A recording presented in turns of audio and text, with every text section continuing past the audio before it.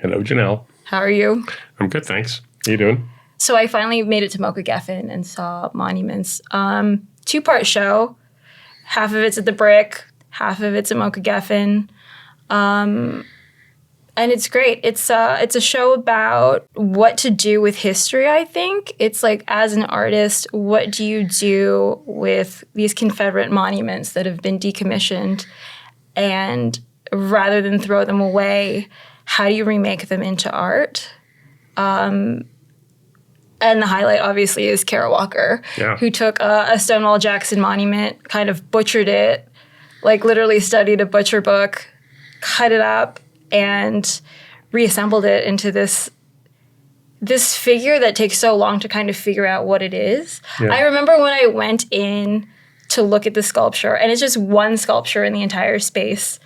It was me and this other man just kind of circling it. Like, we were kind of circling each other. Like, he was always across from me as we were going around, trying to see it from every angle, where every, like, connection point was something so deliberate and so planned.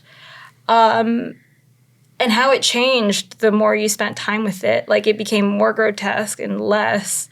And there was a violence to it that was so subtle.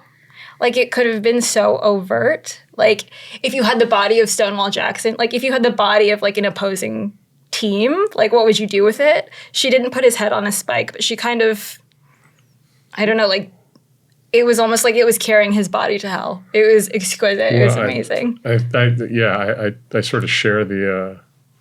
I share the admiration. I mean, if it had been, some of those sculptures were melted down. In fact, it had a brother sculpture where it sat. I think from what I read in the accompanying materials, it was in Charlottesville, which of course is where all the demonstrations were.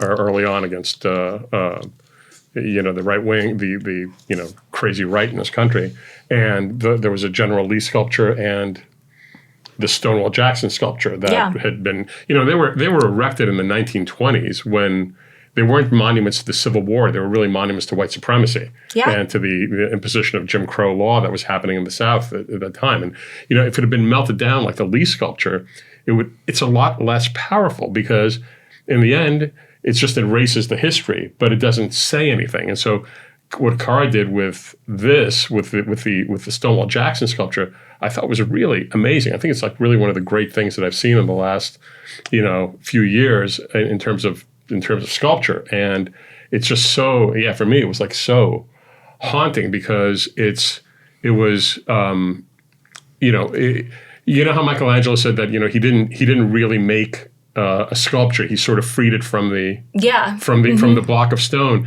I felt that even though this obviously was a sculpture that was taken up and reshuffled and reassembled to create something new, I really felt that in a way it was like a liberation of what was inside, which was this kind of inside of this heroic monument to this fucking guy who was, a slave owner and fighting for the worst cause that any man ever fought for. That she had taken this monument and by doing what she had done, which was butchering it and reassembling it and everything, that she had actually revealed what was inside all the time, which was this monstrosity and this horrific white supremacy that was at the core of the whole thing. And I thought it made its point, though I don't think in the end it was trying to make a point so much as trying to make a work of art.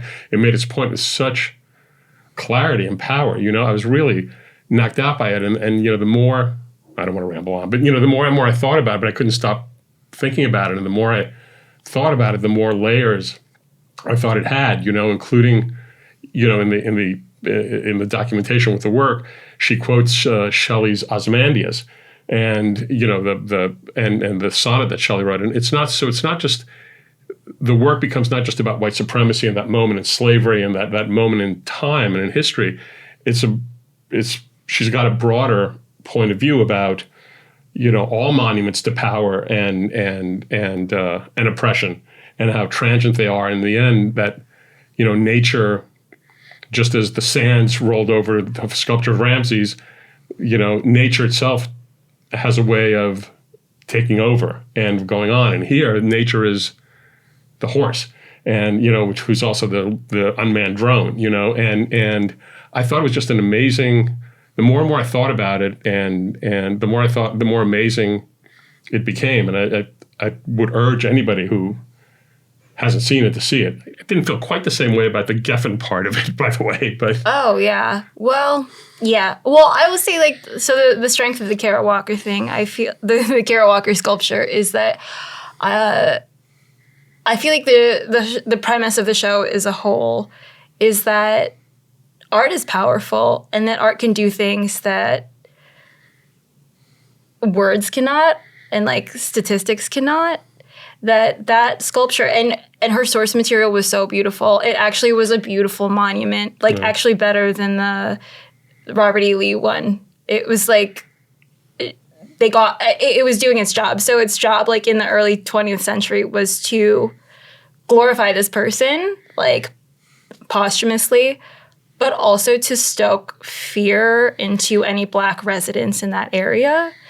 And she kept that. She kept its grandiosity. She preserved it and just kind of rearranged it and made it into something like the grotesqueness of the final figure, I think, was more appropriate to what the thing actually was and what it was for. And I think I'm just like, oh, it's so great. It's so great to see like art that actually moves you and makes you feel something, especially in a time like this. Like, shallow art just actually makes you feel worse at this point, I think. And I think that's where some of the weak points were in the Geffen portion, which was like a group show downtown. Did you like anything in that show? I liked things in that show. It sounds like you did not like things in that show. No, I did. I really liked Stan Douglas, the Stan Douglas remaking of Birth of a Nation. I mean, it's a little bit obscure because if you haven't seen Birth of a Nation, it's a little bit harder to engage with the material. But I thought he restaged it. He retold some of the critical scenes from the point of view of two Black, I guess actors that are in it. And I thought it was both powerful and funny and made its points kind of brilliantly. And, you were watching it and it's sort of confusing. Both movies are rolling simultaneously on screen. But I really, really liked it a lot. And I'm a big fan of his work just generally, but I really liked this piece. And I'm sure there was something else I liked, but nothing's popping up right away. Maybe you had, I found that I just felt a lot of pieces were one layer. The way Kara Walker is multiple layers, and it goes, you really, we could talk about it, I'm sure, for hours if we sat here. Yeah. Most of the pieces there are one layer. We could talk about them in like a couple of sentences and be done with them. That was my main problem with most of those. But I did feel, to be on the positive side, I did feel that there was something powerful about the aggregate of those sculptures, and particularly, the bringing in those monuments and, some of them which were defaced, but the monuments and the combination of contemporary work. There was something really sort of powerful about the act itself that didn't, adhere to some of the specific works, I felt. Yeah, it's just interesting. I don't know. Every year I kind of have a mantra. My mantra for this year has been, or for next year going into 2026. In 2025, it was everything is possible, for better or for worse. For 2026, my feeling was working with what we have. And I think this show really embodies that. Like, these historical materials, making new art out of them, I think is actually really difficult and a really daunting task. Like, as an artist, to be confronted with history is such a vast opposition or a task to take on. So, and I think some people did it better than others. Let's see, what comes to mind is that Hank Willis Thomas General Lee car that's turned this way, and it has it's bright orange. Visually, it looks very good next to this old monuments, but there's issues with it where I'm what did you I think turning something on its side is a subversion. It makes a regular thing abstract almost. But my real problem was it was sitting in a bed of sand, and the sand was kind of covering where the car hit the platform. Yeah, and you're covering this up. This is unresolved here. And I think if you contrast that with Kara Walker, it's I think art is where edges meet. You make a decision about how two unlike things come together.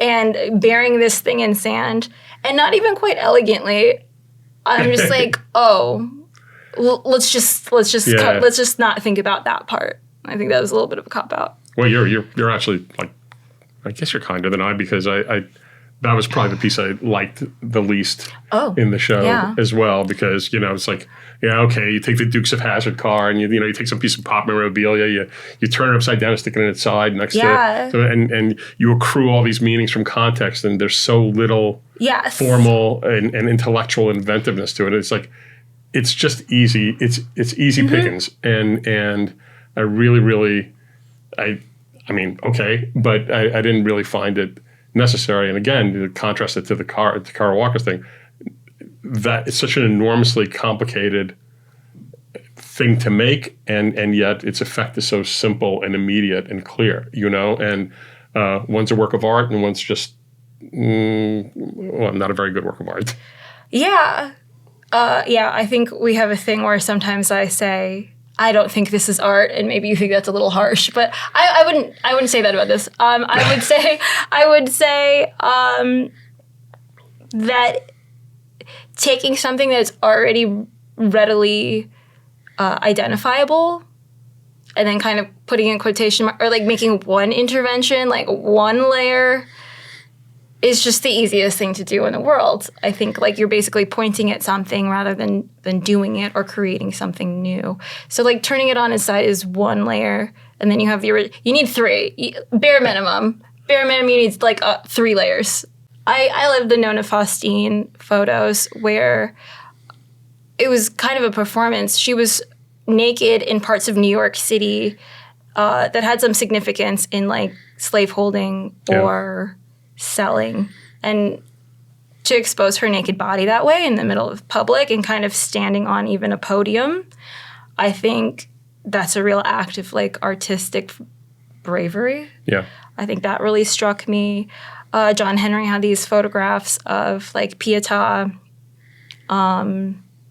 restaged with Black mothers and Black sons. I thought that was moving. There was a documentary by Kevin Jerome Everson of an older man who had climbed to the top of a pole and like took down a Confederate flag.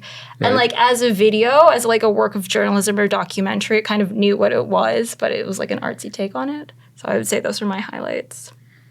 Yeah. Well, I mean, I'm glad, and I think I have to kind of commend Hamza Walker, who was the curator, and Kara, I guess they were co-curators. I think I have to commend them for the totality. Oh, yeah. And Bennett Simpson, let's not forget. Yeah, and Bennett, forgive me, and Bennett from MOCA. So I think it's a really fantastic achievement, regardless of how, skeptical one may be of some of its individual parts. So I'm really glad it was here, and I'm glad it was in LA, and I hope it travels and more people get to see it, even though I'm sure lugging those sculptures around lugging those equestrian statues around is not going to be a cheap, easy thing. Freight. More expensive than ever these days. Yeah. So, well, did you see the return of Maurizio Cattelan's toilet?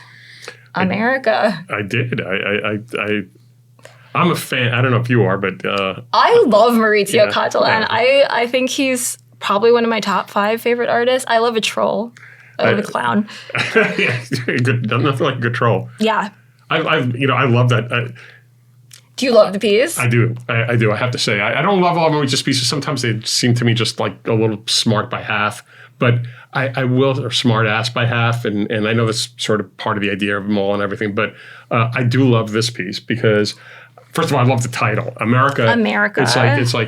It's the most direct. I mean, you could not have a more direct thing. You're America. You're a golden shit bucket, and he's saying something like really immediate and political, and yet it's there's so many other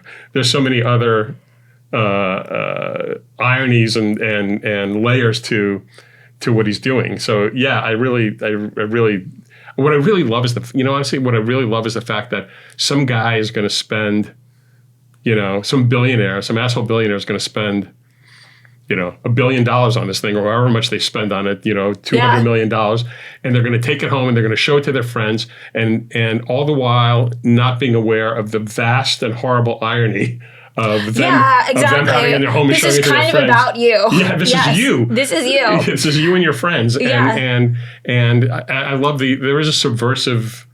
It comes with like a built-in, ticking time bomb for the guy that buys it, and I love that about it as well. That its subversiveness will continue on. Yeah, in whatever setting it is. It's just like so many things about it. It's also like they're accepting cryptocurrency for it. I'm like, okay, that's what this is for. This is what this is about. Yeah, the guy who's selling it, Steve Cohen. So I guess he, as the commissioner of it, is an edition of 5. One of them was stolen, which is also hysterical. Yes, amazing because they, it was from Blenheim Palace, and they never thought that someone would like detach it from the walls, No. So the security was lax. But yeah, Steve Cohen, I think 2017 is when he commissioned it. So he had, he funded the fabrication of it, and gold was only 1/3 of the price it is now. So he's smart guy. You got to get in when the elevator is still on the ground. So the guy who's buying it now. Yeah, there's no part of it that's not great. Yeah, I think of it though as like this kind of omen. Like I just watched Space Odyssey for like the first time this weekend. You know how there's a black monolith that appears at these major milestones of human progress? Yeah. I feel the golden toilet is that, but the opposite. Like it came in 2016 during the first Trump presidency, or like a little bit before. It's like Maurizio Cattelan was looking at America before Trump. Like that's just the reality before Trump. Without him, it's still this kind of like capitalist wasteland, I guess is what he's saying there. And then it reappears in 2025 and I'm like, oh, bad omen, like bad times to come. Yeah, but how beautiful, what an act of prescience. How beautiful that, this thing would fit in perfectly into the Trump White House. Its aesthetics are it wouldn't look like an act of satire. It would be like, I really need one of those. Yeah, and it fits in with what he did to the Oval Office and to the new East Wing that's building. So it was really prescient, like all great works of art. Well, yeah, they're saying. Prescience. They say that a lot about Kara Walker's sculpture. That because right now Trump is really specifically looking at he has an executive order really targeting any like anti-American works of art. Right. And so for that reason, they're saying it's very prescient. But this project began 8 years ago and about a sculpture that was in the 1920s. Like when artists are prescient, I think they're actually just identifying a problem or a malignancy that is always there. So no matter when he would have brought it out, there would have been something to coincide with what it meant because he's really pointing to who we are. No, I think you're right. And that makes a lot of sense. To that point, Kara Walker, the whole point of Little Sorrel, which is her unmanned drone.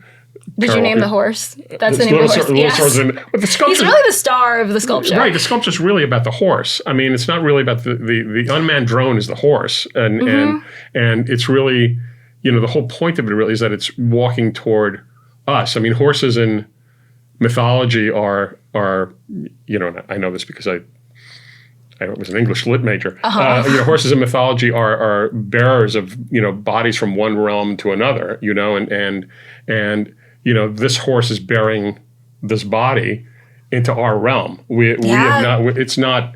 We're not done. We're not done with this, and by any stretch. And so melting these things down is an illusion. I read somewhere that I think 4/5 of all Confederate statues are still standing in their original where they were originally erected. So I think the whole point of it was this thing is walking among us, and which is. Anyway. I just, one last thought on the Kara Walker sculpture, which we could talk about actually forever, is that the way it's placed is directly under a skylight. So I feel like the way that it's illuminated is amazing, but it's almost like a deliverance, like yes. this kind of afterlife moment for it. Well, and you have to look up, and where you look up, you expect to see like an equestrian statue, you expect to see the head and the face and the sword held upright. Yeah.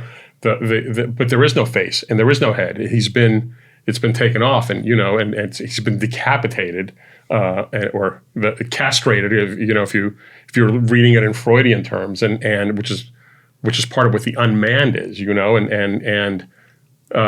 it's really, and when you're looking up, you're expecting to see this face, and you see just like this blur of something or other, and its facelessness is part of its power. It's beguiling. Yeah, because it's not really about Stonewall Jackson. It's about the ideas that these sculptures embody. Yeah. But yeah, anyway, a great work of art and a great show. We're lucky to have it. Amazing. I want to mention that we're launching a podcast. That this is our first episode. Is that what we're doing? That's here? what we're doing. We were just talking like usual. Yeah, okay. Right, which is kind of the point. Well, here we are. Here we are. So it's a Felix podcast. Since you were kind enough to let me use our my company's name. Obviously, Felix is an art fair that's happening on February 27th.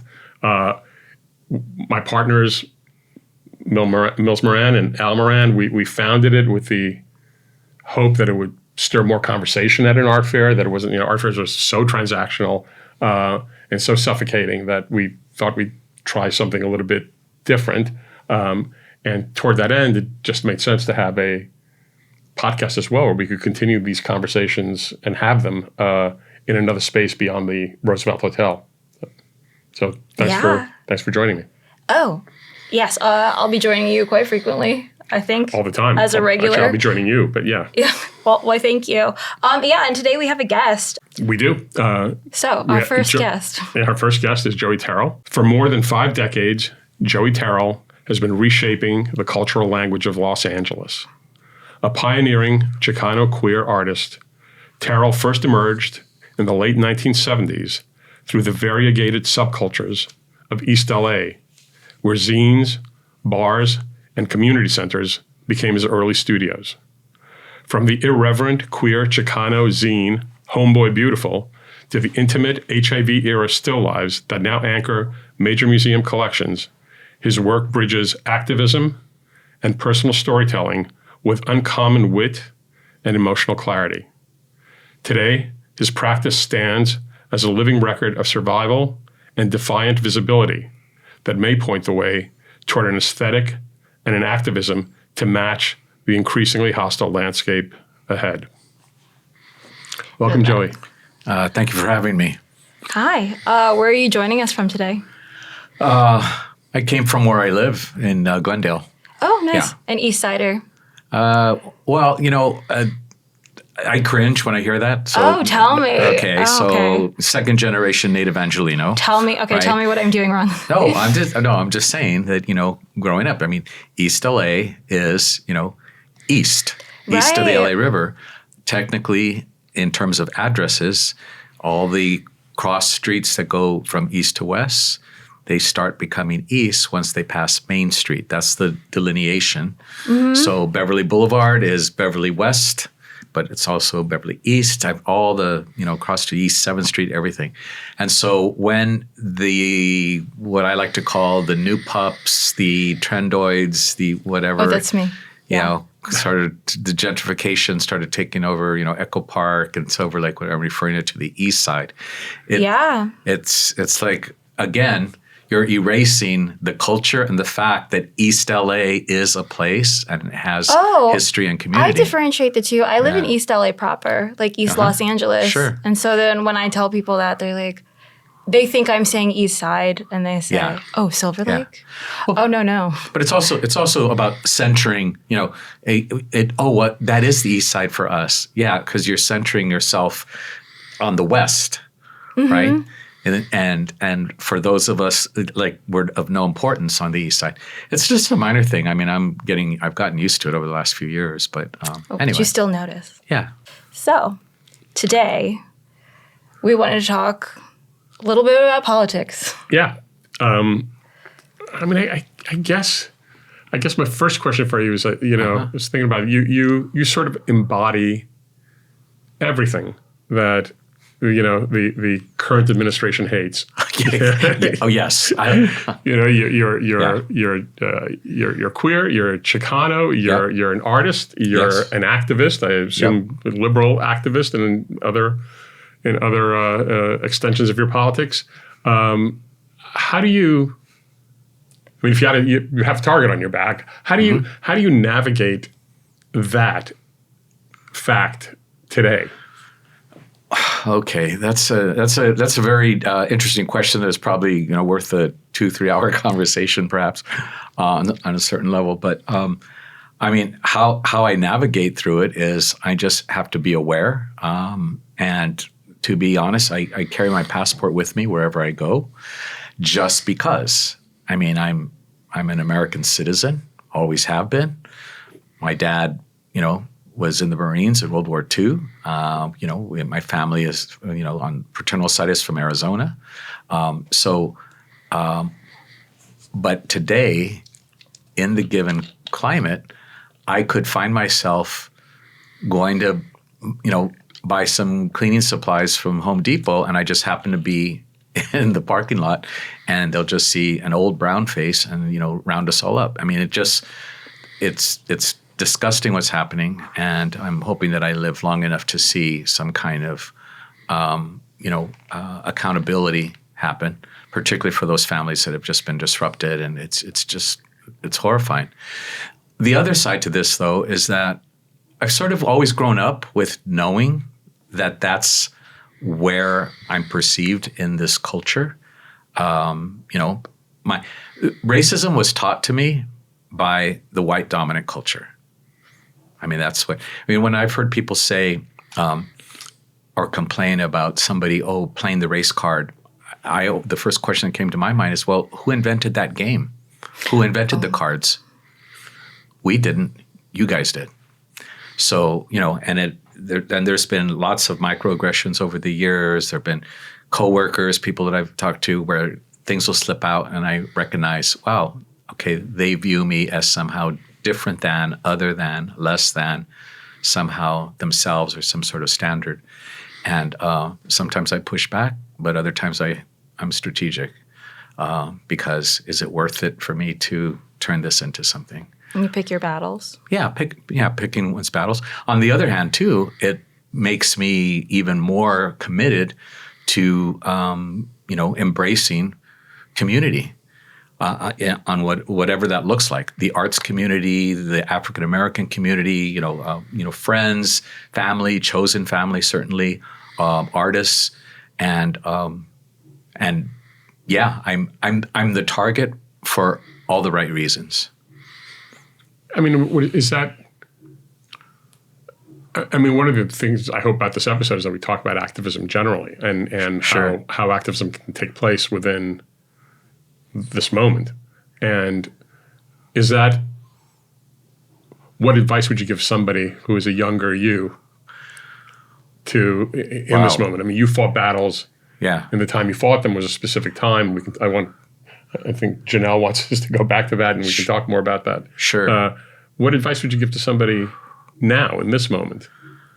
To a young Joey Terrill. Advice to the and by the way, over the last 5 years or so, I mean, I have to tell you, I've been thrilled to meet young people that when I'm speaking at a panel or a presentation or an art exhibit, that will come up to me and say, "Oh my God, I love your work." I respond to it. I saw myself in your work. I wrote my thesis on your art, and it's a pleasure to meet you. And I like to think that I'm helping to have them set themselves up to be able to fight back. And again, choosing one's battles. But I guess stay consistent, stay persistent, and stay strong. I mean, that sounds so cliche or corny, but at this point in time, it's the only overall advice that I can give to everyone. The other part is that do what is specific to your strengths. And that's something that I did, which we can get into whatever. When it came to say when AIDS and HIV decimated the community, I was not a doctor. I was not a medical professional. I was not, I couldn't help in those ways. But I knew that I could, walk the streets. I knew that I could talk. I knew that I could be an active participant. And then I was also in case management, working directly with people who were living with HIV and or dying of AIDS. So those were my, I guess you'd say, strengths or things that I could do. And that's what I chose to do. So in that same way, if people, if their strength is in their writing, if their strength is in community involvement, the arts, actively participating in demonstrations, doing legislative visits, trolling, the right-wing trolls. There's a variety of things that people can do. But yeah, don't give up, for sure. Yeah. Something that you said about young people coming to you and you having modeled something for them, or like having demonstrated what is possible for them, I think is so important for young people to even be able to imagine or have a goal to aspire to have a direction. Can you tell us a little bit about your own formative years, like growing up, like who were your models, not only artistically, but also in your formation as an activist? Okay. I grew up in LA, always had a sense of my identity as Mexican-American or Chicano. My dad instilled in me at a very early age, I must have been 4, the notion or the idea of racism when we had a very simple, quick conversation where I happened to be looking through his United States Marine Corps annual, where they showed scenes from World War II, and because I believe he was in the Guadalcanal, I guess, but he looked at me looking at those things, and he said, I knew he was very proud of being a Marine. He was very proud that he had a Purple Heart, but he said to me, I hope you never have to go into the military. Wow. He goes, they treated me like a dog because I was Mexican. And they treated the black man worse. And that was my first spark or inclination, that somehow black people are, and with that led to me making observations from everything from television, to looking at, I devoured popular culture media, magazines, cartoons, storybooks. I was constantly looking at those things. And there was this underlying sense of, and I don't really see myself, and I don't see Mexicans, or when we do, it wasn't necessarily the most positive or realistically realistic portrayals. And that became a source in me for wanting to create art about my identity.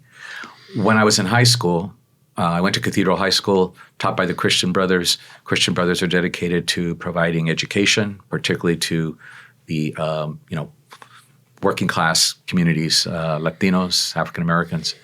And through them, I volunteered for La Huelga, the great boycott and lettuce boycott with Cesar Chavez. And while I didn't go on any marches up to Modesto or Sacramento, in Los Angeles, we would galvanize ourselves and then get assigned to different supermarkets to get people to sign petitions for non-union lettuce and grapes. So I was actively involved in that. And I recognized, and it made me feel good that I was doing that, but it also made me very aware that I already knew I was gay. And within even the activist community around La Huelga, all these Chicanos and the Chicano power movement, many of them were gay or lesbian or bisexual, and they were closeted. Mm. There was homophobia within the culture that I identified with, separate from the racial context in the greater culture. So those sparked my ideas for being an activist, and that doing that was a good thing. That led to part of my decision to attend Immaculate Heart College, because my all-time hero was Sister Karita Kent. And, I even though I was, young, I was only in 5th grade, 6th grade, I was reading about her, I think in the LA Times, and I would hear my aunt or my mom talk about her, whatever, and the work that she was doing, and how the nuns were fighting back against Cardinal McIntyre, who hated her art. I, on the other hand, loved her art. I could relate to it. I loved the colors. I loved the graphics. I loved the way she took, pop culture, advertising logos, and put them into a greater context for spirituality as well as activism, social justice. And that really stuck with me. And that's why I chose to go to Immaculate Heart College. Even though she was already gone, I knew that I would be in the art department with instructors who actually studied under her. So 2 degrees of separation. That's part of mine. And that activism then was something that once AIDS hit, I already felt like I had some knowledge and skills about how to proceed to, do battle against that as well. Yeah. So you were, notably you were fighting a bunch of different battles, because obviously to be a gay man within Chicano culture was its own battle. Yes. Can you talk a little bit about that? Because that seems to be thematically as part of your work, but also as part of your life, it seems to be an important theme. Right. So as a teenager, I was 2 things. I found myself straddling two worlds. There was the farm workers, union meetings and the collecting of signatures and getting people to try to boycott, supermarkets because they were selling non-union grapes. People would spit at me. People would scream at me, "Go back to Mexico. Go back to where you came from." And I'm like, Highland Park? Like, what? Yeah, right. That's And at the same time, my cohorts and the other activists were either outwardly homophobic and did not feel that queer people, gay people, lesbians, had a place within what I call the Chicano diaspora, La Familia. La Familia was the basis for Chicano identity, and that did not include anyone who was queer, gay, or lesbian. I knew in reality that was totally false. There was one time in this early 70s, there was an acquaintance of mine, Vincent, who had a Chicano studies class at Cal State LA. And he said, "Would you like to come and speak as, from the gay perspective, being a gay Chicano?" And I said, "Sure." And I got my friend Martha to speak as a lesbian. And it went over well with the students, but the instructor was a very homophobic, academic professor, whatever. And at the end of our conversation, he said, well, we really thank you for enlightening us and talking to us. But he says, I have to tell you, he goes, I don't think there's any room in La Familia for your kind. Oh. Okay. And I turned to all the students there. I just said, do you see what I mean? And I pointed to him. And they all nodded their heads. I mean, I think I had won them over. Because the fact is, like, give me a break, okay? Human sexuality is human sexuality. It always has been. And at various times, people, get bent out of shape or whatever for a variety of reasons. But I also knew at that point in time, I said, I have friends that are lesbian or gay, and they're taking care of their abuelas. They're taking care of their mom or father, who are now ill, or they're retired, or they have diabetes or whatever, because their heterosexual siblings have now moved on and have gotten married and have their own kids and family. So don't give me this that we are not part of a family. So anyway, that was something that really bugged me, and I thought, I want to make art about that, the intersection of my being gay as well as being Chicano, and where the two intersect and where they clash, and let's see what I can do with that. There must have been racism in the gay liberation movement as well. Thank you. Yes, there was. So that was, that's why I say I'm straddling two worlds. So, one of the things that so first of all, again, for context, I as a teenager, I went to the Metropolitan Community Church, the gay church, the homosexual church, which I first heard about. I think it was in where is it? It was in like Ann Landers or Dear Abby, where she was talking to somebody, who was feeling, very oppressed, and she said, things are changing, blah blah blah, and there's even a church, for homosexuals in Los Angeles. I was like, oh my gosh, it's here, right? And back then there was no internet, there was no social media, so you really had to research and look for anything about anything gay, about anything that anything actually. And so I was on I was part of the youth group at Metropolitan Community Church, and I was also in the youth group at what they called the Gay Community Services Center at that time, which was a Victorian house on Wilshire Boulevard and Union. And that was really beneficial for me to get a sense of, first of all, who I am, my self-esteem, and knowing that there are so many more of us than I ever thought imaginable. But at the same time, I was very aware that, some of the staff at the Gay Community Center, well, they were mostly all white men. And I understand that what we were witnessing was a reflection of the dominant culture, right? If the white dominant culture has the access to education, has the access to resources, et cetera, that's why they're in these positions, right? But it's then being shut out of trying to get equity or getting into those positions that, was the challenge. I also was aware that West Hollywood, I used to love going to the clubs. I used to love going to the bars. I would go out dancing and networking for 5 nights out of the week. And yes, I did have a fake ID so that I could get into clubs, and loved it. It was fantastic. And I developed a great network of friends. And some of those friends are still with me today as friends.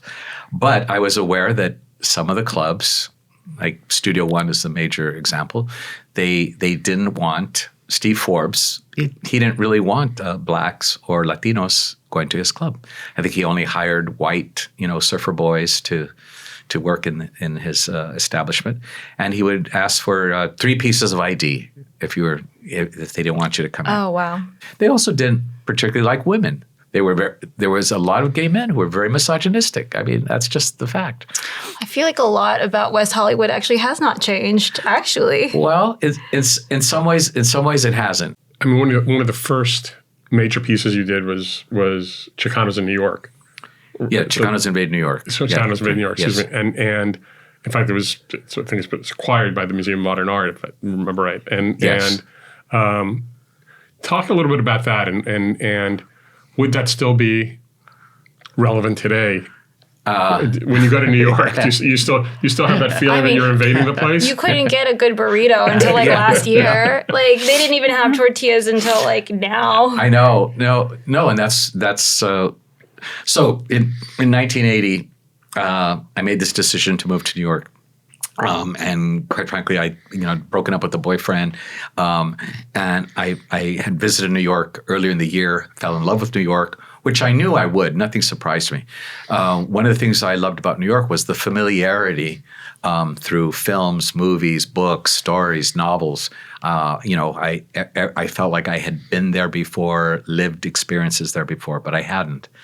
About 5 friends, including my sister. She took a break from UC Santa Barbara, took a semester off to move with me. And once we were there, we realized that, wow, there were no Mexicans to be found in New York. There were Puerto Ricans, there were Dominicans, there were all kinds of Latin people of all types. But, and after about, a month or so, I never realized how much I'd be craving, like Mexican food and tortillas. I was really like, gee, I wish I could have it. Never had occurred to me before. So that was part of my observations of being in New York, that we Mexicans were not part of that culture. And it was different than being Mexican in LA. Yeah. Okay. Being Mexican or Chicano in LA, we're a dime a dozen. We're of no consequence. I'll just share with you, and I mean this sincerely. My sister was a beautiful young woman. I mean, not just physically, but her personality. She could shine. She could, her smile could light up a room. And almost every day when we were in New York, she ended up getting a job at Lord & Taylor's on Fifth Avenue. But when she would be walking to work, she said, "Oh my God, Joey, these New Yorkers, because they're very direct, very aggressive." She would get stopped almost every day and say, "Oh my God, you have such beautiful eyes. Where are you from?" Are you from Italy? No. Are you Russian? Are you Polish? Are you Italian? They go through the whole UN. I'm never thinking that we would be Mexican. But when we did say, well, I'm Mexican or I'm Chicano, oh my gosh, that's wonderful. That's great. It was like we were an exotic, and a welcomed guest in New York, whereas in LA, we were just, of no importance, so to speak, right? I think being diaspora is walking into a grocery store, and if you see someone the same race as you, you don't notice, I think. Or being a white person is like noticing another white person and it means nothing. Right, exactly. Yeah. But if you saw another Mexican person in New York, you'd be like... And so one of the things I did when I moved to New York is I was, looking through the Village Voice, looking at everything and reading everything that I could. And I saw that at Columbia University, they were having a gay dance at Columbia. And I was like, wow, what a perfect way for me to tour Columbia, but also participate in the gay dance. And it was and I forget the name of the hall, but it was a really huge hall. And it was fantastic to be there with like 300 different people of all types, men and women and everyone dancing. It was really fun. And then I looked across the room and I saw two young men all the way across the hall.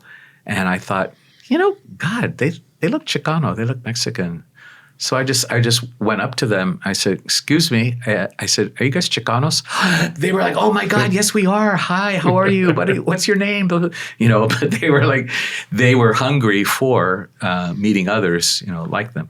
And so, part of my experience there was to kind of hang out somewhat with some of the students at the different universities, New York University and Columbia, because they would have little apartment, get-togethers, parties, and which included food. Mm-hmm. Yeah. So, so when it came time for me to do my exhibit, I titled it Chicanos Invade New York, and I was being satirical. It's like, oh, there's 5 of us, we're invading. You're an invasion, right? Yeah. And if you want, I'll tell you how I came to do those 3 paintings. Yeah. So it was an alternative art space called Windows on White Street down in Tribeca. And essentially there were a couple of businesses on White Street that had windows that opened, to the sidewalk for display. And one of them was Julius Bloomberg. And there were 3 windows about 7 feet tall, and facing the sidewalk, and they were illuminated 24 hours. So I was thrilled that, wow, my work is going to be on display, open to the public, 24 hours a day. You could walk by 3 a.m. and see my paintings, which I love that. I knew I was never, at that point in time, never going to get into any of the major art galleries or institutions. So because there were 3 windows, I did 3 paintings. I did the one for each. And I was always looking at my personal stories and narratives and thinking of it as sort of my life as a cartoon. And that's how I would do my paintings, my silkscreens. And the first one that I did was called Making Tortillas in Soho. And the reason I did that was because once I was, craving tortillas, I finally called my Uncle Rudy in LA and just said, hey, Uncle Rudy, give me a recipe for tortillas. I said, I need to make some. And he told me. So I was making them. And my sister was taking pictures of me making them.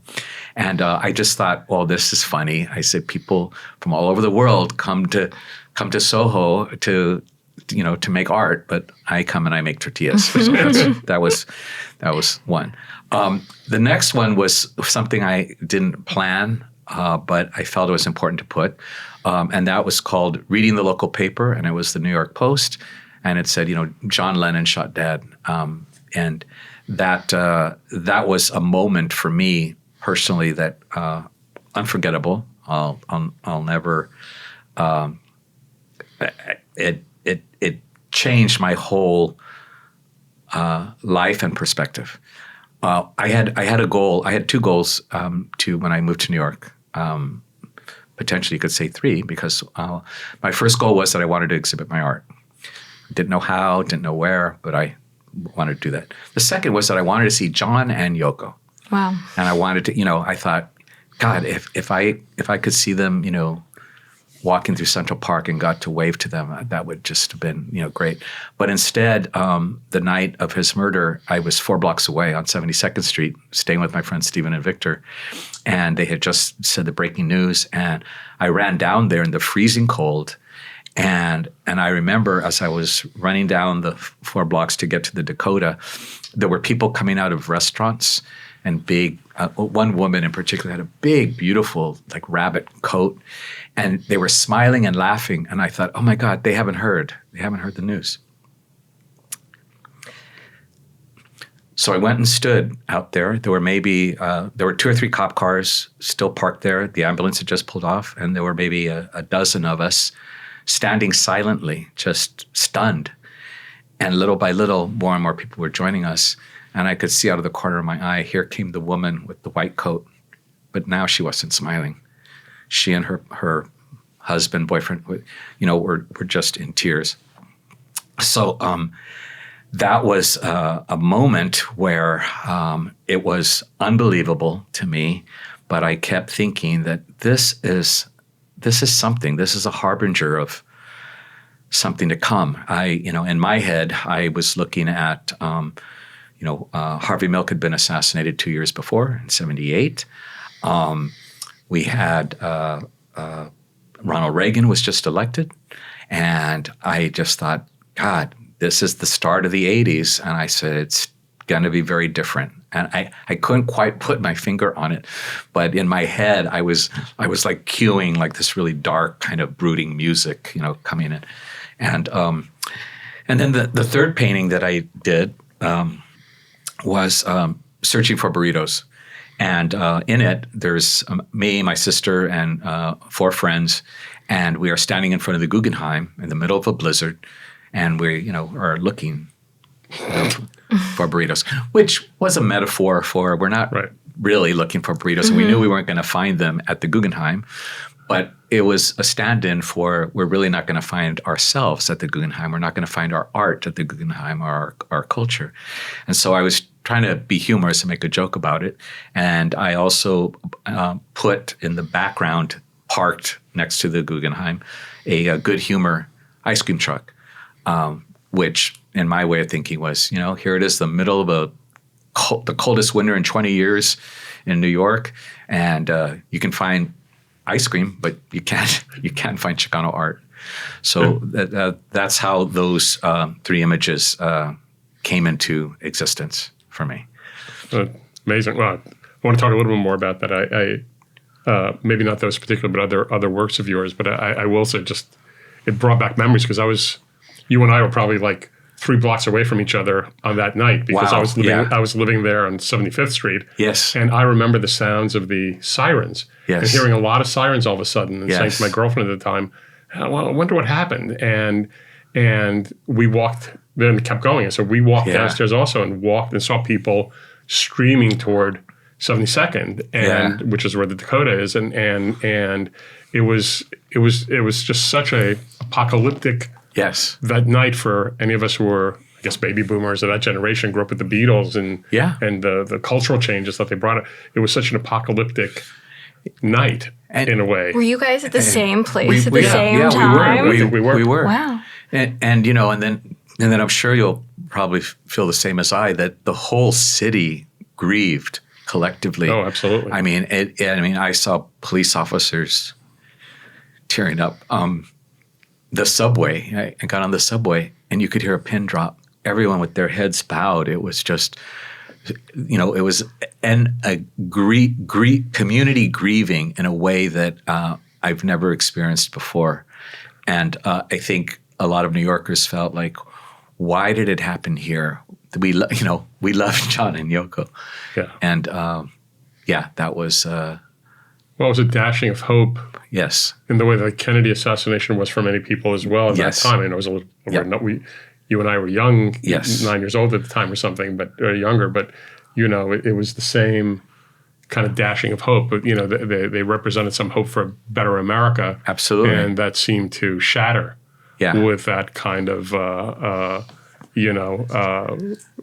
emergence of, the reemergence of the darkness that comes out in this country fairly regularly. And then I think it was like something like 6 or 7 months later was the first report of 5 cases of young gay men with Kaposi sarcoma. Absolutely. I remember that as well. Which I think was written by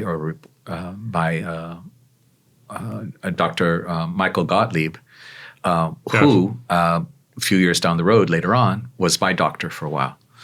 Oh, so, no kidding. Yeah. So that kind of came around. Wow. I mean, what you said about like the 70s moving into the 80s is so interesting to me because decades have different flavors. It has ups and downs. We like descend into the darkness every once in a while. Yes. You know, and I feel like I have that feeling. Like I said, I was like, I feel like we're going to have to work with what we have in the coming years. Like things will become scarce, or like we're kind of in that moment right now. Tell me about the difference between the 70s and 80s, because I think for some people, the 80s was like a boom time. It was great. But like for some communities, it was absolutely a nightmare. Right. Well, I mean, you know, I'll state the obvious that, you know, AIDS, right, that impacted the gay community. And when we say, you know, gay community, we're talking the vast majority were men. But heterosexuals were getting it as well. Intravenous drug users were getting it. Sex workers were getting it. Women were getting it. But that perception that it was a gay disease. So the underlying homophobia that was part of American culture just came roaring up in all its ugliness, and it was irrational. People would, you know, they didn't want to get near you. They didn't want to, I can't touch. And, you know, and my argument was always like, you know, you don't want to get near somebody that you know has AIDS. I said, but you're in a subway smashed in with like, you know, hundreds of other people. You're going up and down escalators in department stores, whatever. You're out in the streets, whatever. You don't know who has it or doesn't have it. I said, you can, and it's also, you can't get it like catching a cold. So why, you know, it was such a battle to get people to educate themselves about the way that HIV is transmitted and their amount of risk, you know. And so that was a challenge. It was about having to, you know, educate everyone about that. I mean, I saw that the 1980s were, you know, for people with money were just, you know, a great time and under Reagan. But I also knew that Reagan did not mention HIV and AIDS for I think it was 8 years or so, by which time, you know, thousands had died.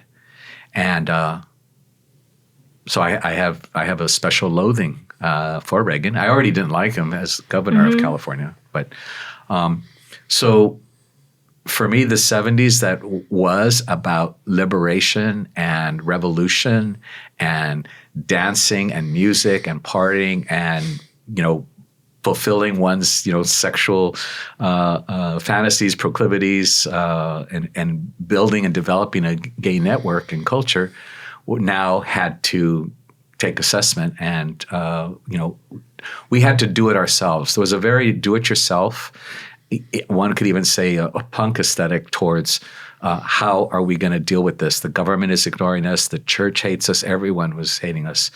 It was also a moment, I like to think, and I've said this before, you know, AIDS brought out the best and the worst in human beings. You know, you saw people that would throw their sons out of their homes and then want nothing to do with them, even as they were dying, wanting nothing to do with them because, you know, whatever, is ridiculous. Then I also saw other people step up, especially a lot of women and lesbians who, you know, were at the forefront of helping win the battles regarding HIV and AIDS and caring for the sick. And that helped galvanize a community that had already been splintered by the 70s. There was a lot of, you know, lesbian feminists that wanted nothing to do with gay men, and I couldn't say that I blamed them. And then within a few years, we were all collectively working together to assist and help people who were dying. So it's an interesting moment, and it's one that had some positive outcomes that continue to this day. Now, having said that, HIV is still around, and AIDS is still a factor in a lot of deaths in a number of communities and countries. And I think the current administration, one of the things they destroyed and got rid of was PEPFAR, the President's Emergency Plan for AIDS Relief, which was implemented by George Bush, which I always had to give Bush credit for that. And it was after every 5 years, it would be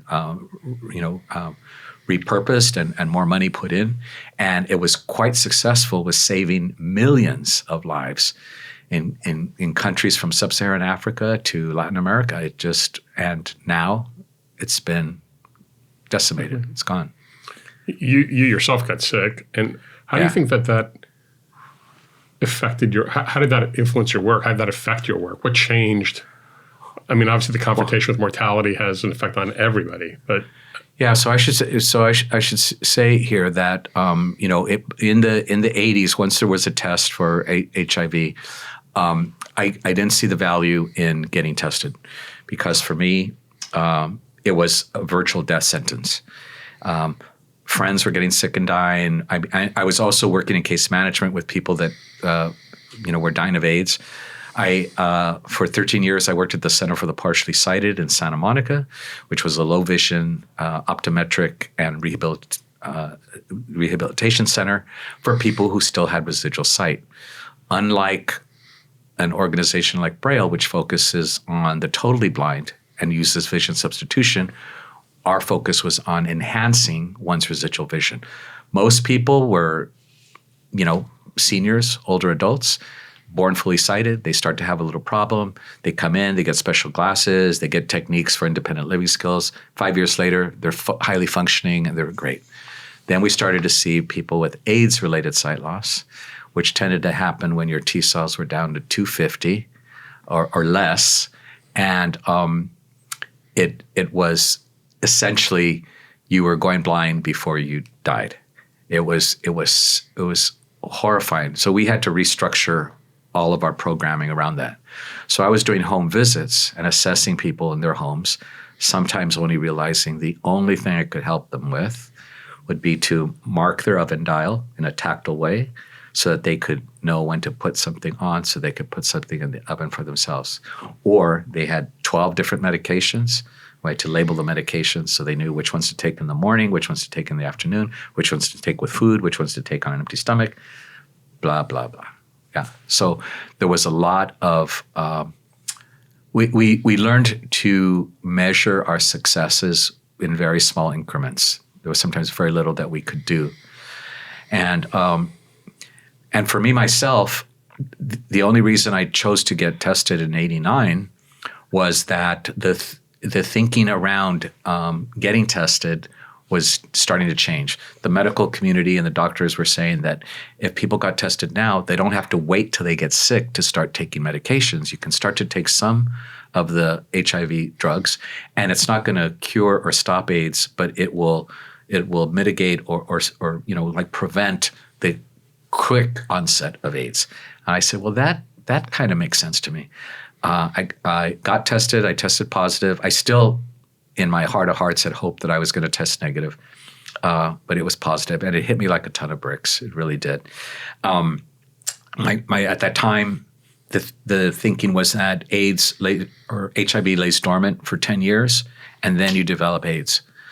And so my doctor said, we need to try to determine how long you may have been infected, which may determine which medications or clinical trials you go on.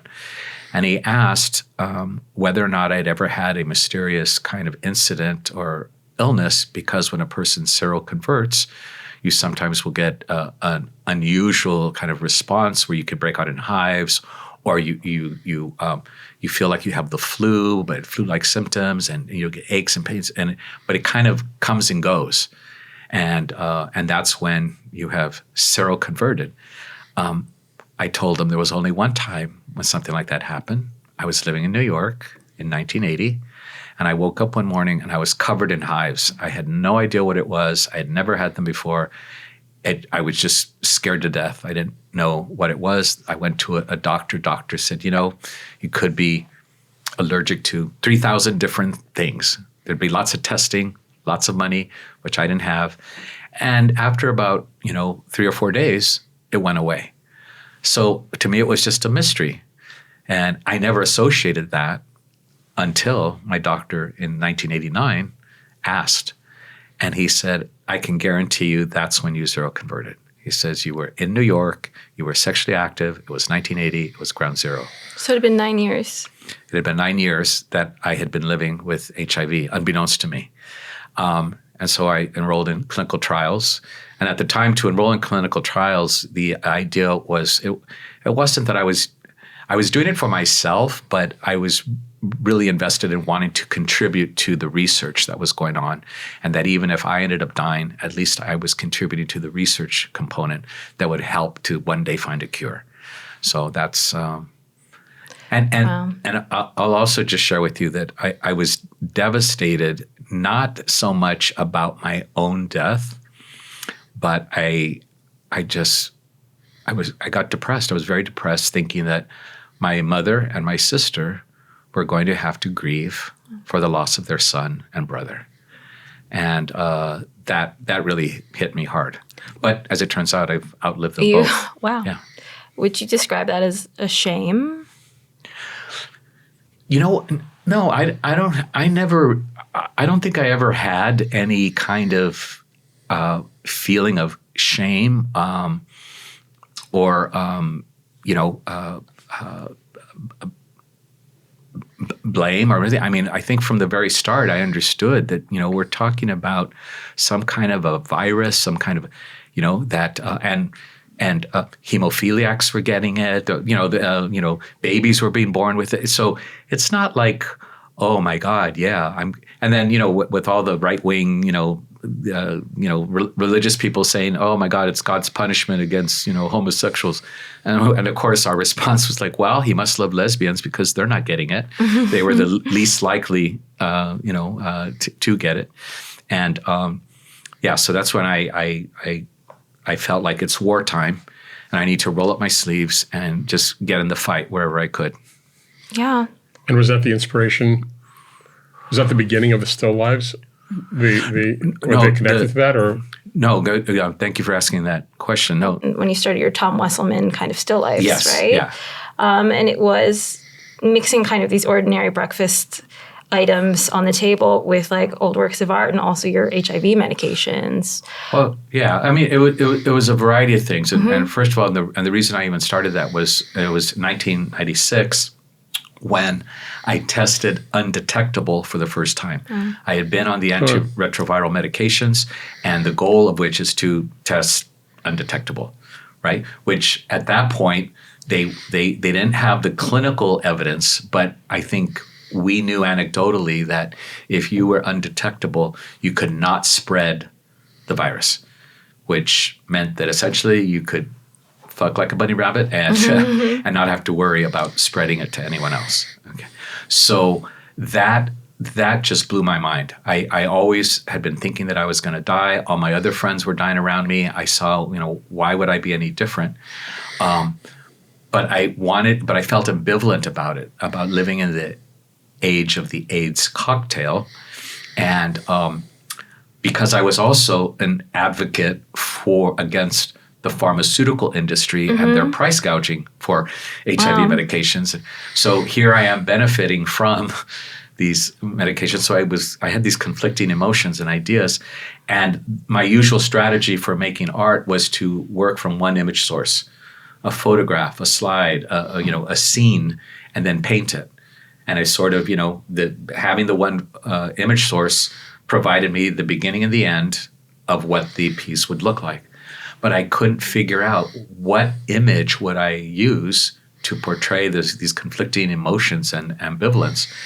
And it was while I was sitting at my breakfast table and I had my box of Cheerios and my HIV meds, and I laughingly thought, oh, this looks like a Tom Wesselman Still Life. And I thought, that's where the light bulb went off. I said, I'm going to make my own versions. I'm going to Still Lives with HIV medications.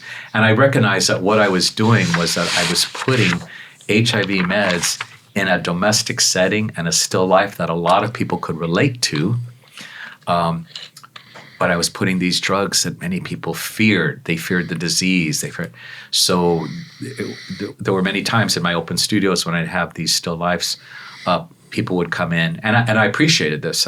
They would say, "Oh my God, I love the colors, I love the flowers, but what are those pills?" And I would say, "Well, those are HIV medications." And they were like, "Oh," like they would bristle, and because it wasn't something that was talked about. It wasn't, unless you were involved in HIV advocacy or you knew somebody who was sick or dying, right? When I decided to approach doing these still lifes, I said to myself, but I want to definitely what I call Mexicanize and queerize the works. I wouldn't want anyone to think that I was just somehow doing a riff on Wesselman's still lifes, which I thought were brilliant in as much as they, I thought, both celebrated but also critiqued American consumerism, right? Post World War II, advertising and all of those. What I liked about them was that the perspective was always off. Things. There was always something very surreal about them, and I loved that. And I felt like I'm living in a surreal moment that I'm going to live, but I have to take all these meds. And there's death all around me, and that's why I chose that trope to kind of follow. And over the years, I'll just say right now that over the years, I finally, have determined that those still lifes kind of took on their own life, where I realized, you know what, I can do anything I want with these. I can put whatever I want in there. I can do sexual innuendo. I can do satirical things. I can make little jokes, but also I could pay homage to artists who died from AIDS. And that's what I started to do. So I've done works that incorporate, imagery and or references to like David Wojnarowicz, my friend Teddy Sandoval, Felix Gonzalez Torres, the writer Gil Quadros, so that the still lifes themselves, while celebrating the fact that I'm still alive from these medications, also have elements that will pay homage to those artists who didn't make it, if that makes sense. Yeah. Well, they're really beautiful and haunting. I do sort of want to ask you sort of, a general question, which is that a lot of the, I guess, taking off from this still is a lot of the visual strategies you've used your whole life, which is sort of flatness and pop culture, and yes. and a lot of those are an appropriation. Yes. A lot of those are really strategies that were centered by white artists in the early, the 60s and 70s. Yes. You appropriated them into a Chicano visual culture, or grafted a Chicano visual culture onto them. Yes. And even when they were queers, in the case of Warhol, they were pretty hidden. Yes. And I was wondering if you faced resistance among the many resistances you faced in your life, if you faced resistance from the white art world for that act of grafting. I mean, it doesn't look like other people's elegant stuff. Right. I mean, the 90s for a time, there was a little backlash, like after the Whitney Biennial and stuff, against identity art, right? Yeah. I like to say that Tom Wesselman is the identity art. To anyone who is not like a white American man, it screams like a specific identity. I absolutely agree. And I remember that whole controversy. And Daniel Martinez, who is an acquaintance of mine, he got raked over the coals where, it's like where, because he had these little pins that said, I can't imagine what it would be to be white. And I thought, yeah, I know. That's how I feel. Like, and it was done, tongue in cheek, but it was also, it also hit a very uncomfortable truth, right? But boy, the art world did respond to it with a lot of backlash. In terms of the still lifes, I don't recall that anyone specifically had told me anyway, gee, we don't like these because you're riffing on Tom Wesselman. Mostly what I would hear from, because I was turned down by about 4 or 5 galleries in the 90s, and usually along the lines of, we don't see how these works fit into our curatorial strategies at this moment. And what I just interpreted is, you know what, they're too queer, they're too Latino, right, too gay, whatever. And I thought, and that must mean I'm doing something right. Yeah. Right? Well, I also think that there's definitely like a fluctuations where culture becomes more open and more closed. Yes. And I think like the Whitney Biennial, that having happened in 93, that was also like a major moment of recession, like economically, you know? Yes. And I think that definitely makes people close. Yeah. And I feel like we're feeling that now. We scapegoat, or they scapegoat when resources are scarce. You have to blame someone and kick them off out of the boat. So another element to the still lifes, which I think you probably are aware of, if you've read anything about them, was that, and this factors into like, you know, my status as a working class Latino and family, whatever, was that in the 80s, early 80s, my partner Rick and I at the time, we used to hang wall covering. So we would get jobs. We had about 5 decorators, interior designers that would hire us to do jobs in Brentwood, Pacific Palisades, Beverly Hills, Montecito. We did Sylvester Stallone's house. We did Joan Rivers' house. Wow. We did all these. So there were very high-end, jobs, sometimes 30, 40 rolls of paper, big, huge mansions that I was very aware that there's no other way, no other social context where I would ever be invited into this home. I'm here as a worker. And it has no reflection on whether I thought the people or the owners were bad or mean or anything like that, but it's just the reality. And in fact, there were a couple times, I'm going off on a tangent here, that I loved, where we went into a person's home. And first of all, you could kind of get a sense for what we were doing and getting into by the way that the maid or butler or whoever would answer. Oh.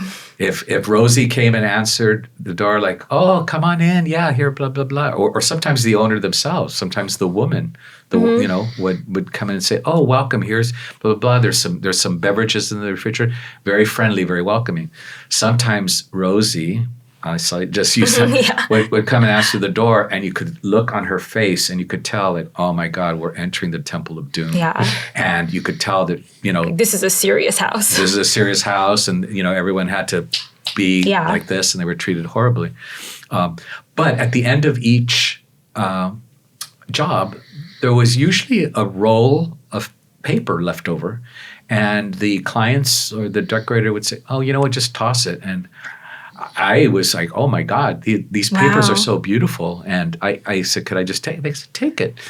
And I thought, one day I'm going to figure out how to use these papers in my art. So you had held them for a long time? About 15 years. Wow. I carried them with me from my garage to my studio to my apartment, back and forth, never quite determining when and where until I started to do the still lifes. I said, here is a fake still life, a conglomeration of all of these items that never existed in reality, but I'm using real wallpaper, which was a reflection of the homes that we did. Yeah, I feel like there's so much to that story. The way to be an artist who's also working, to have a day job, and like to not have skyrocketed into the market as people do today.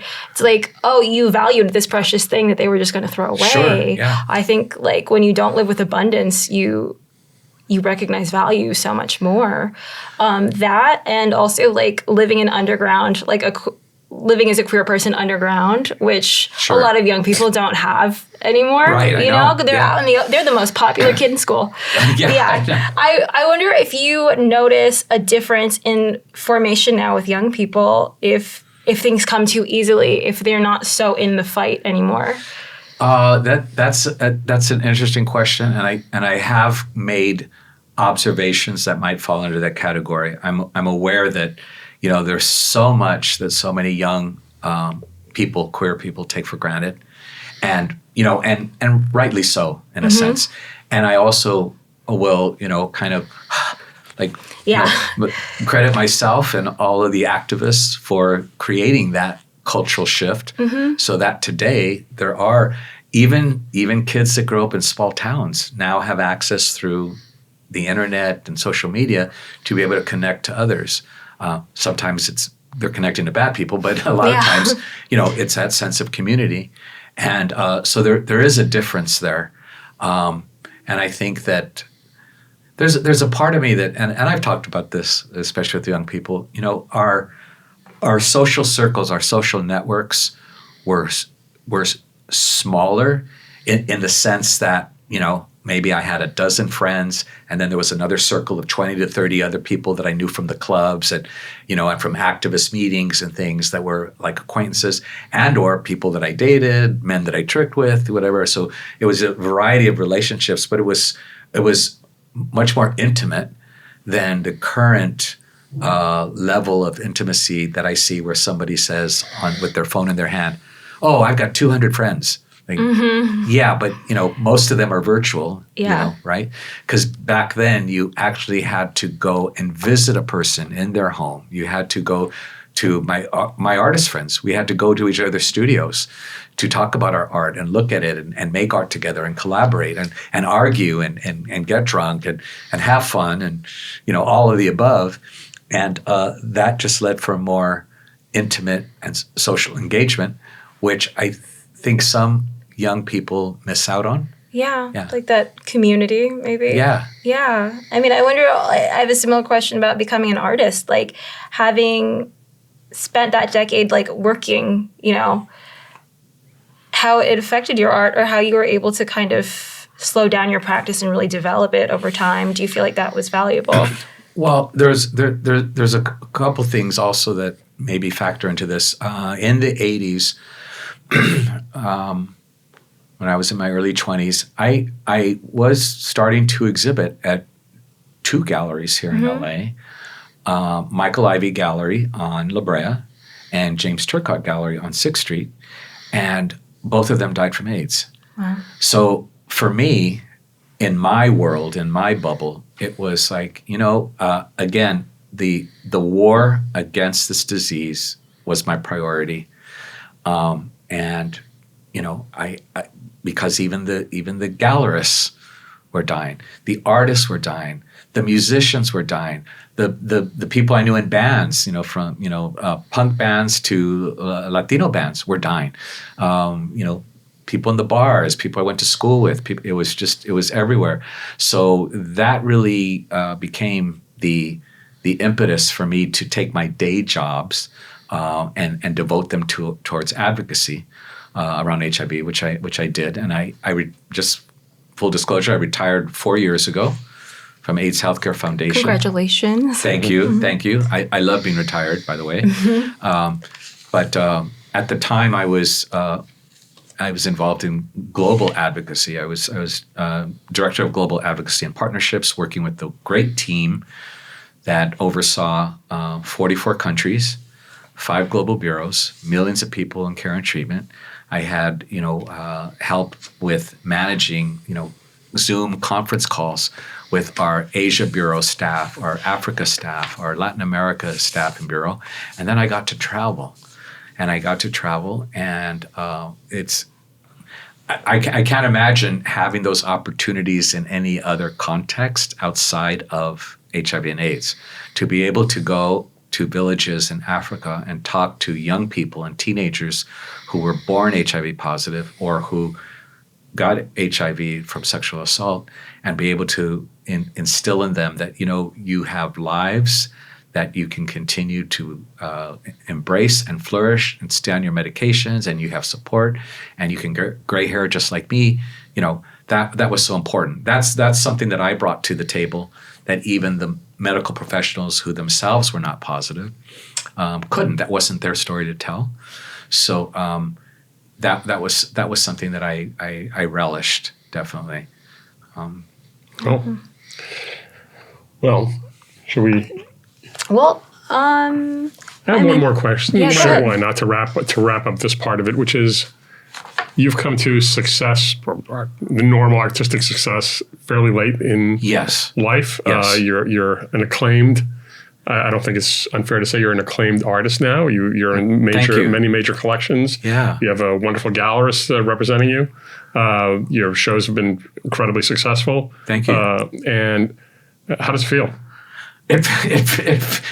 Again, I hear myself and I think, God, you're so corny, but it's like a dream come true. I mean, I never imagined this level of success, and that it really started to change 5 years ago with the Access Mundo show, which was curated by Dean Chavoya and David France, and I give them credit. I adore them and think of them as good friends, where it was the queer Chicano networks of LA. And so many of my friends are in that and their art. And I always had thought, oh my God, all of this art and creativity is going to be lost to history because they're gone. They're dead. And instead, it has been jump-started and has created a new investigation and exploration of their work and my work. So I'm very grateful. I don't take any of it for granted. No, I mean I thought the title of, I guess it was the Selwyn exhibition, Still Here. Yeah, still is apposite. Congratulations. Thank you. I want to talk about, so what do we do now? What do we do now as we re-enter this moment? It's like, what kind of lessons can we learn from like what we've already seen in the past, what we've already been through? Well, I think everyone has to kind of figure that out for themselves. I don't know if there's any one right answer. Mm-hmm. I will just say that Jane Fonda received a SAG award for Life Achievement Award, and she gave her speech, and she said something that has stuck with me. She said, she goes, have you ever seen, I'm going to paraphrase, but she said something along the lines of, did you ever watch a documentary on some injustice or atrocity, the Holocaust, or the civil rights workers being beaten on the Edmund Pettus Bridge, or whatever, or about the indigenous? She goes, and have you ever thought to yourself, would I have had the ability and courage to have done that, to participate, to whatever? She says, you don't have to wonder anymore. The time is now. This is our documentary moment. So I've kept that in my head, that wherever I can, whether that's being out there on No King's Day, whether it's making art that challenges the preconceived ideas about why people are marginalized. I also, on a personal level, if I can just state, I've started a new series because you made an observation which is correct. I'm Chicano. I'm very Americanized. I have to admit it, and I've always been interested in pop art. And and that comes from the America and the European Western aesthetic. But I've now started a series of portraits, which is based on the castas genre of painting out of like 18th century, 17th century Mexico and Latin America, which a lot of people aren't necessarily familiar with castas work.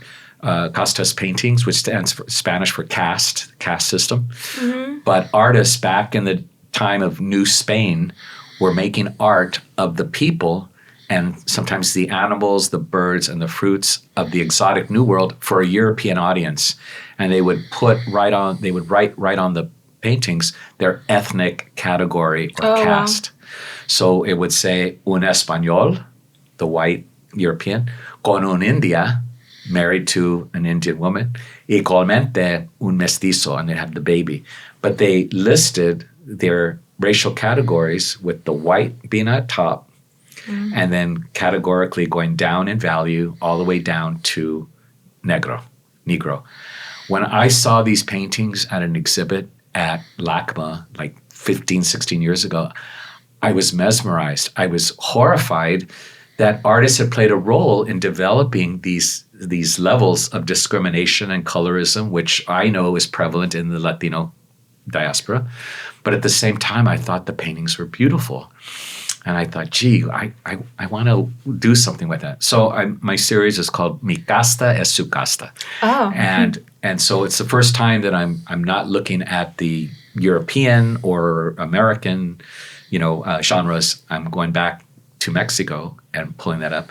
And I'm trying to, as much as possible, I'm trying to replicate the painting style in oil of the castas genre. But the people I'm choosing to paint, they're people that I know, and I'm asking them.